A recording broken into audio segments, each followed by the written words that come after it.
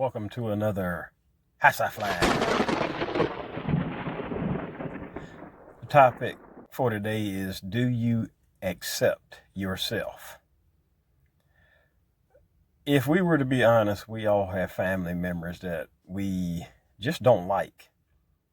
Now, we know we're obligated to love them because we were taught to, or maybe your faith tells you to love everyone, but truth be told, I have some family members that I just don't like, probably never will like, but I do love them out of obligation, mainly. When I say I don't like them, I think I'm describing not liking their behaviors or certain things they do. But then it made me think about myself also. I love myself, but do I like myself? With the pandemic, we have more time to spend with ourselves and get to know ourselves if we take advantage of that time. And, last year at this time, I never thought I'd be doing videos on Facebook and YouTube and running my mouth as quiet and as private as I was as a child and even as an adult due to some of the occupations I've held, which for your safety, you did not reveal too much information about your personal life. But as I got to know myself, I realized that I did love myself, but there were certain things I didn't like. But I had to accept. Now, accepting does not necessarily mean that I'm satisfied with the behavior or that I no longer want to grow. It just means it is what it is. I am who I am. Not making excuses, but at the same time realizing that there's growth that can occur. So when I think about my relatives in that same context, I have to accept them even though I may not like certain things they do or like them in general. So I love them. I may not like them, but I have to accept them for my benefit and growth and maturity. Applying that same standard to myself, I love myself. I may not like some things I do sometimes. Sometimes I may not like myself, but I have to accept myself.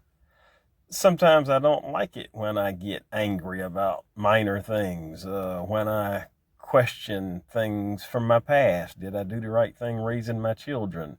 My insecurities about the business that I'm trying to run, entrepreneurship, fears about this and that, how I failed at this, how I failed at that, just a numerous insecurities that I face every day. Realizing that I've made so many mistakes and will continue to allows me to be free and open so I don't have to project a phony image through these videos of who I am. I'm a man. I fail and will continue to fail, but that does not mean I don't strive and try. So with the pandemic, I got to know myself better where I feel even free in releasing personal info about how I feel. I'm not embarrassed by it. And I think about the hospice patients, me as a hospice volunteer, I noticed that a lot of the hospice patients who've been given that sentence and know their time is short have freedom. They feel free in who they are. They don't worry about judgment. They've made peace with who they are.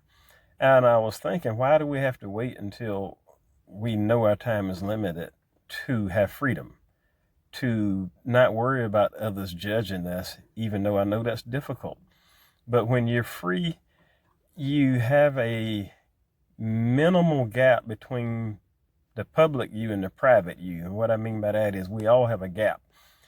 In public, I'm going to present myself a certain way. And in private, of course, private means I do things a different way. But if we can minimize that gap and make that gap not so large so that who you see is what you get, I think it gives us more peace as we exhibit that freedom, and it'll make us have a more productive life so that we give off that vibe that we accept others for who they are instead of judging them and not liking them. Again, the key or the message that I'm trying to get across today is we have to learn to accept ourselves before we can learn to accept others. So take advantage of this time that we have to spend with ourselves. Get to know and love and like yourself and accept yourself. And you have just experienced another How's that flag?